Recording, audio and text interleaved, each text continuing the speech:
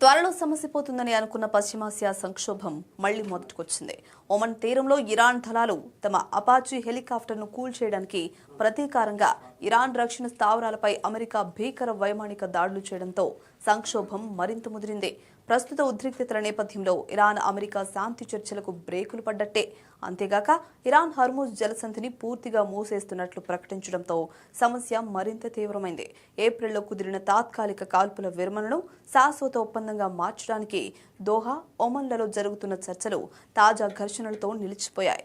ఈ నెల చివరి నాటికి అణు కార్యక్రమాల నియంత్రణ, ఆంక్షల ఎత్తివేతపై పూర్తి డీల్ కుదురుతుందని భావించినప్పటికీ ఇరు దేశాల పరస్పర దాడుల వల్ల గడువులోగా ఒప్పందం కుదిరే అవకాశాలు దాదాపు క్షీణించాయి.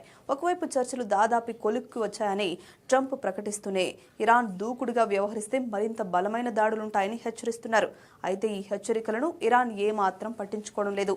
Iran joint military command, Islamic revolutionary guards Hormuz జలసంధిని అన్ని రకాల వాణిజ్య నౌకలు, చమురు ట్యాంకర్లకు పూర్తిగా మూసివేస్తున్నట్లు ప్రకటించాయి. ఈ మార్గంలో ప్రయాణించే ఏ నౌకనైనా లక్ష్యంగా చేసుకుని దాడులు చేస్తామని హెచ్చరించాయి. నిషేధాన్ని ఉల్లంఘించి వెళ్లడానికి ప్రయత్నించిన 2 వాణిజ్య నౌకలపై ఇరాన్ సైన్యం ఇప్పటికే దాడులు చేసినట్లు సమాచారం.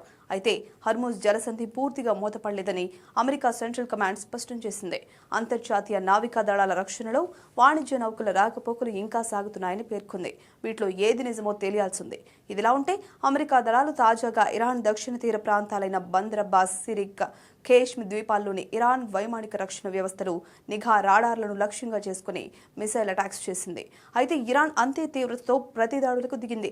తాజాగా గల్ఫ్ రీజియన్లోని యుఎస్ 5th ఫ్లీట్ ప్రధాన కార్యాలయంపై, జోర్డాన్, కువైట్లలోని అమెరికా ఆర్మీ బేస్ల మీద ఇరాన్ క్షిపణులు, ఆత్మాహుతి డ్రోన్లతో దాడులు జరిపింది.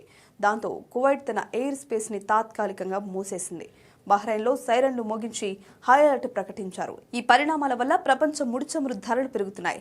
హర్ముజ్ జలసంధి మూసివేత ప్రకటనతో అంతర్జాతీయ మార్కెట్లో ముడిచమురు ధర బ్యారెల్ $94కు చేరుకుంది.